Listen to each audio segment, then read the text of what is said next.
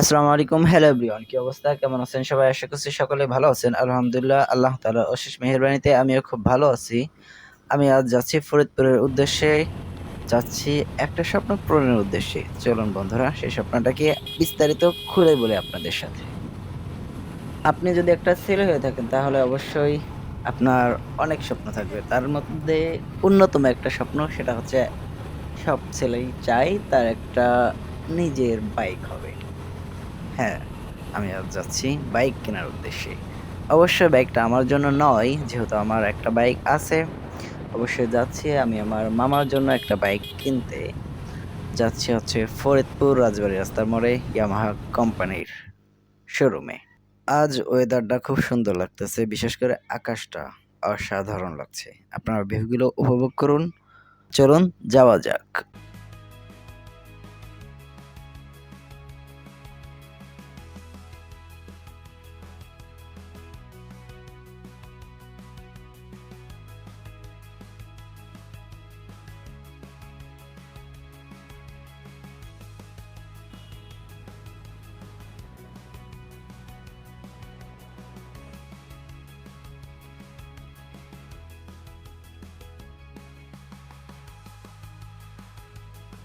আমি শোরুমে আসার আগেই আমার মামা আর আমার ছোট ভাইয়া চলে আসছে।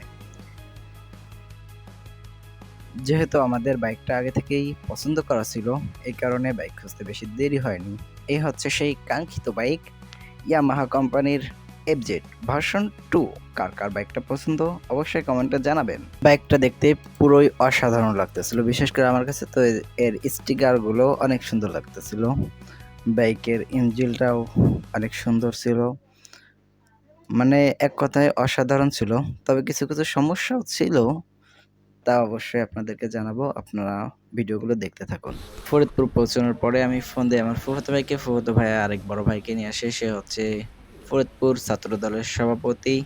ভাইয়া আসে এবং আমার ফুফাতো ভাই আসে। সবাই একসাথে বসে কথাবার্তা বলি এবং টাকা কনফার্ম করি। এমনকি টাকা নিয়ে নাড়াচাড়া করতেছিলাম যে এত টাকার বিনিময়ে আমি একটা বাইক নিয়ে যাচ্ছি আমার মামার জন্য।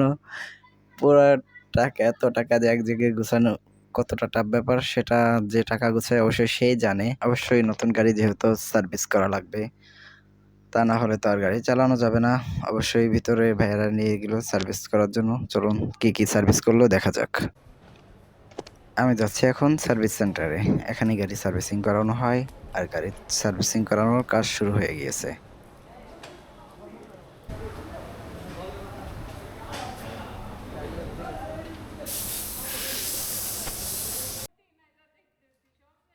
এদিকে গাড়ি সার্ভিসিং করতেছিল আর এদিকে আমরা সার্ভিস বইটা নিয়ে একটু দেখাদেখি করতেছিলাম। আর এ হচ্ছে আমার মামা, যার জন্য গাড়িটা কেনা হচ্ছে।